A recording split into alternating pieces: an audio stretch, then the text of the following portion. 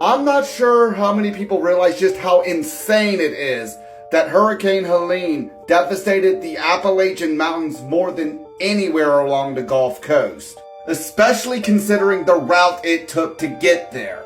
Now, for context, I'm no stranger to hurricanes. I'm born and raised here in Baton Rouge, which is about 60-70 miles from the Gulf of Mexico. In fact, it wasn't even 2 weeks ago that Hurricane Francine rolled over Baton Rouge, causing minimal damage. And if you were watching my channel at the time, you know I was drunk, streaming, and complaining that I was missing work for something that ended up being nothing.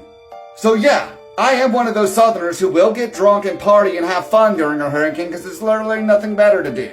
And the fact that I'm telling y'all that Hurricane Helene was a monster tells you everything you need to know. You see, Hurricane Helene made landfall in what is known as the Big Bend region here in Florida.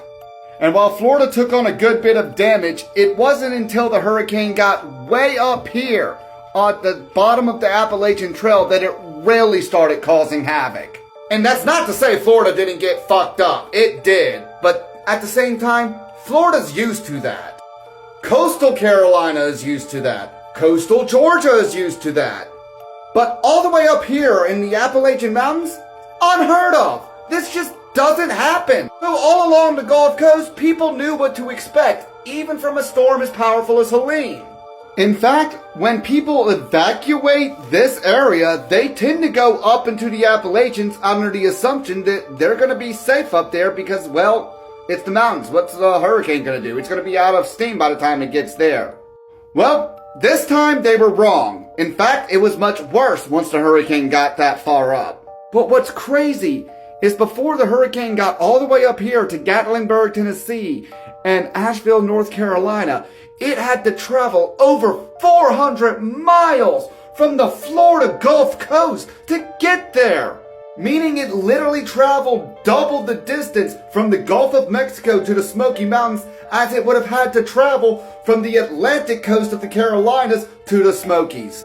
And now there's another hurricane out in the Gulf of Mexico, and we don't know if it's going to travel the same direction or if it's going to be just as powerful. But I do remember Hurricane Katrina and the fact that most people have forgotten about Hurricane Rita, which was just as powerful, but it hit rural Louisiana, so everybody kind of forgot about it.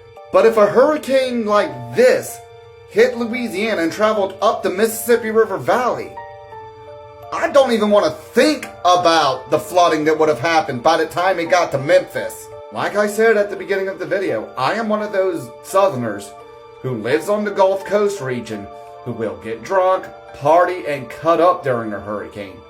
And even I am shaken by this, and I was not in the affected region.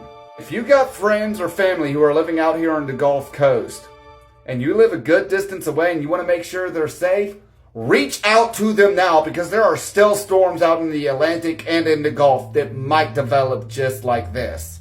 Let them know that if they need to, they can come to you. This is not looking good at all. So take care of each other because with the way things are looking, the government's not going to do crap.